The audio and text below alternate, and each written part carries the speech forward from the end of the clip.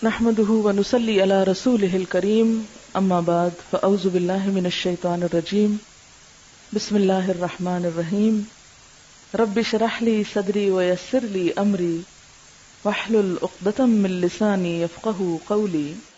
اگر آپ تہجد کے وقت اٹھے ہیں تو سب سے پہلے آپ کیا پڑھیں گے؟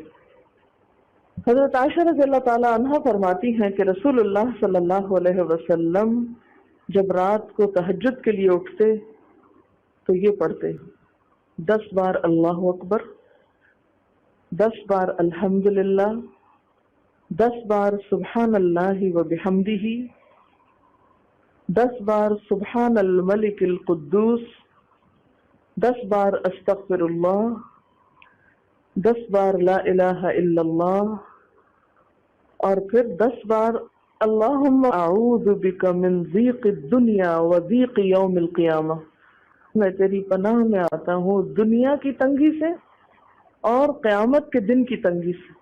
اللہم اعوذ بک من ضیق ضاد یہ قاف، من ضیق الدنیا و ضیق یوم القیامہ، یہ بھی 10 بار۔ اور پھر فرماتے اللہم اغفر لی واہدنی وارزقنی وعافنی، پھر وضو کرتے اور تہجد شروع کرتے، یعنی یہ بھی وضو سے پہلے آپ پڑھ لیتے تھے۔ تو آپ کیا کر سکتے ہیں، جیسے آنکھ کھلی یا بستر پر لیٹے ہیں تو بعض اوقات ایسا ہوتا ہے نا کہ انسان سوچتا ہے اچھا ایک سائڈ پہ سو کے اتنے تھکے ہوئے ہوتے ہیں کہ آپ ایک دم نہیں اٹھ پاتے۔ حالانکہ آپ صلی اللہ علیہ وسلم کے نیند سے بیدار ہونے کا طریقہ کیا تھا کہ جب آپ اٹھتے تھے تو یکدم اٹھتے تھے، سستی کے مارے نہیں، کبھی ایک طرف لیٹ گئے پھر دوسری طرف سو گئے پھر دائیں طرف پھر بائیں طرف نہیں۔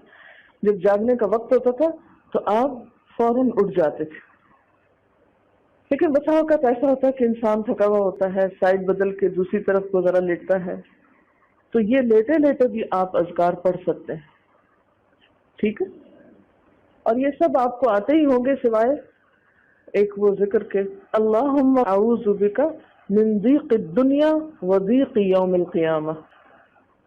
اور ترتیب آپ یاد کر لیں اپنے بیڈ سائڈ ٹیبل پہ یا بیڈ پہ یا کہیں بھی، یہ نوٹس کسی پین کے ساتھ لکھ کے لگا دیں، چپکا دیں، اور جب یاد ہو جائے تو پھر اتار دیں، جب عادت بن جائے تو ہٹا دیں وہاں سے، ٹھیک ہے؟ جتنے دن عادت نہیں بنتی اتنے دن اپنے یادداشت کے لیے رکھ لیں۔